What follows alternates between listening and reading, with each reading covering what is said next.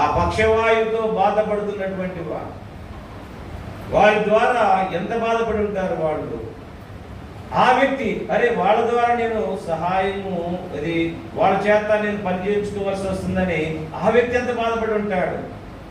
ఇలాంటి మిజరబుల్ కండిషన్లో ప్రభువారి దగ్గరికి అతను మోసుకుంటూ తీసుకువచ్చినప్పుడు మరి ప్రభువారు అన్నమాట, మీ పాపములు క్షమించబడి ఉన్నవనగానే పక్కనున్న వాళ్ళు గురు చూశారు.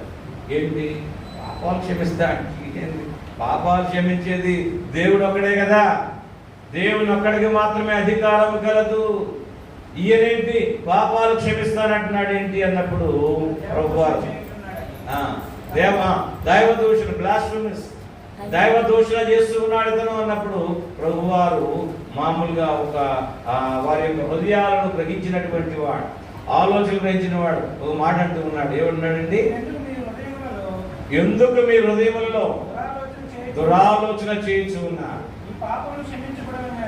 మీ పాపములు క్షమించబడి ఉన్నవని చెప్పుట సులభమా, లేచి నడుమని చెప్పుడు సులభమా? అయినను పాపములు క్షమించుటకు భూమి మీద మనిషి కుమారులకు అధికారము కలదు. హల్లెలూయా, హల్లెలూయా. చూడండి, ఇక్కడ నేను మీ యొక్క ఆలోచనలు, దురాలోచనలు, చెడ్డాలని చూశాను. పాపములు క్షమించబడి ఉన్నవని చెప్పుట సులభమా, లేచి నడవని చెప్పుట సులభమా? రెండు కష్టమైనవి, రెండు కూడా మానవులకు, మానవ యొక్క అధికారాలకు అతీతమైనవి. మనం పాపాలను క్షమించలేము. ఒక రోగం ముదిరితే ఆ రోగాన్ని ఎవరు కూడా బాగు చేయలేరు. మరి మీ మనుషులుగా మీరు చెప్పండి, నేనేదో ఆ మాట అన్నానని మీరు ఈయనేంది దైవదోషం చేస్తానంటున్నారు. సరే మీరు చెప్పండి, ఇతన్ని అబ్బాయి నడవని చెప్పండి, లేచి నీ పరిపెత్తుకొని, సరే నేను అన్నది దైవదోషణ, నేను చెప్తుంది తప్పు, నేను శిక్షారుని అనుకుందాం. సరే మీరు చెప్పండి, ఇతను నడిపించండి. మీరు నడిపించారా? వాళ్ళు నడవమని చెప్పారా? దానికి ఒక అధికారం కావాలి.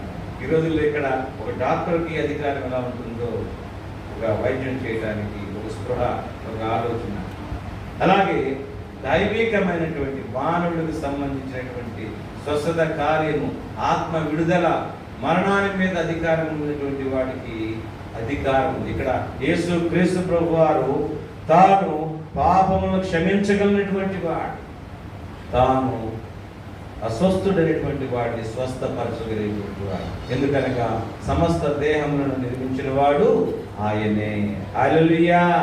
మన దేహములో ఉండే జీవము ఆయనది. మనము దేహము ద్వారా మహిమపరచవలసింది ఆయనను. కాబట్టి ప్రభువారు మాట అన్నాడు. ఏమన్నాడండి? రెండవ మాట కూడా ప్రభువారు అంటున్నాడు. ఒకటి పాపములను క్షమిస్తున్నా అంటున్నాడు. సరే, ఇది మీకు ఏమంటారు, కంటగింపుగా, ఆవగింపుగా ఇదంటారు కదా మీరు, అంటే అన్డైజెస్టిబుల్గా, అంటే ఇండైజెస్టిబుల్గా, అంటే గ్రహింపడానికి మీరు వాటిని అంగీకరించలేకపోతూ ఉన్నారు.